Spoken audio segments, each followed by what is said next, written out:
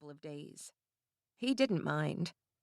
A little bit of quiet in his newest acquisition while he looked to the next one was fine by him. And since there was only going to be one guest, he'd let the staff go as well.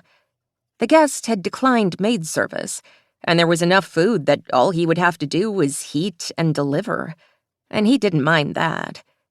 A little bit of manual labor didn't bother him at all. In fact, he thought it was good. Another way to burn out that rage. He had to do it. And as if just thinking had brought it all to him, he suddenly became aware of the fact that there was music playing in the lobby. And not just any music. You were the cowboy my mama warned me about. And I thought I listened. I thought you were different.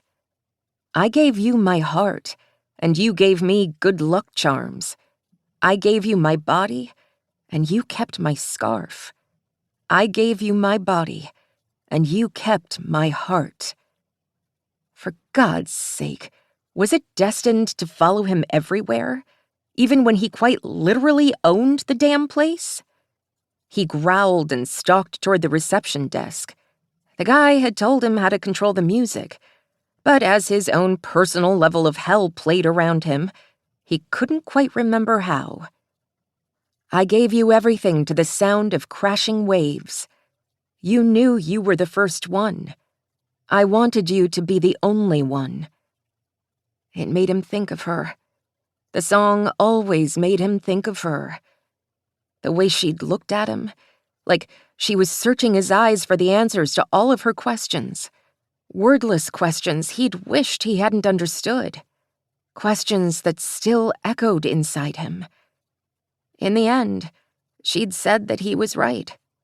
She had said that they needed to finish the whole damned thing. She was the one that had called it a fling.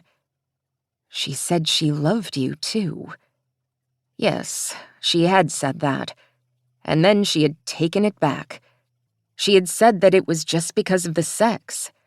And he'd been more than willing to believe it because hearing her say that she loved him had done things to him.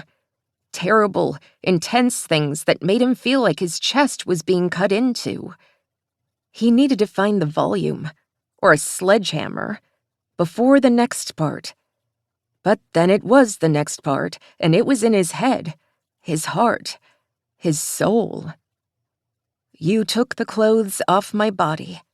I gave you my yes, and I love you. You took the skin off my bones. You gave me nothing at all. I prayed for our sin to disappear, but I didn't mean for it to end in blood. He found the speaker right then. He found it just a lyric too late. He crouched down, reaching for the knob on the speaker behind the desk, and as he did, he heard the door to the lobby open. He hit the off button on the speaker just as the next part of the song started. He couldn't explain the way it made him feel. He could remember where he was the first time he heard it. The first time he'd heard his ex-girlfriend. Was she his ex-girlfriend? He'd never had a girlfriend in his life, and they weren't supposed to be that. But he'd also never ended a physical relationship with someone and felt like their connection was still there. And yet, the simple truth was, he'd gotten in deeper with her than he ever had been with anyone else. Much deeper than he'd intended to. And he wasn't going to say he'd covered himself in glory at the end of all things.